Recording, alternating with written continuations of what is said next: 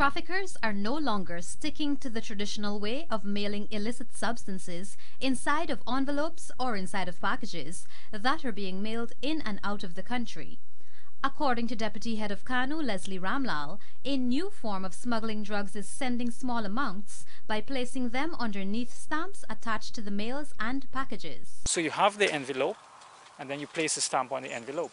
But the narcotics was placed under the stamp and then placed on the envelope. So it was really small amounts. But when you looked at over 200 mails, and then you take out that a gram or a gram and a half from each one, then you realize the amount. So people are traffickers are finding all sort of ingenious ways. So if you're a customer as a law enforcement officer, you are not trained and you don't have that skill set, obviously they're going to beat you all the time. The Canu deputy explained that this worrying trend can pose serious problems to curbing the phenomenon of drug trafficking in Guyana, which has long been identified as a major transshipment point in the illicit trade.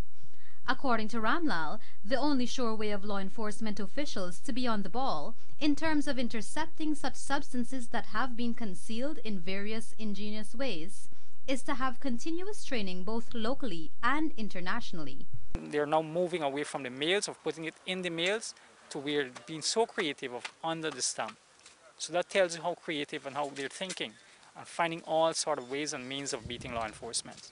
So you have to, what requires of us is a lot of training and constantly looking at the systems and learning from other countries as well, and good collaboration with other countries to ensure that these things don't happen or they beat you at the ports or the post offices. Reporting for the evening news, I am Kristen McLingham.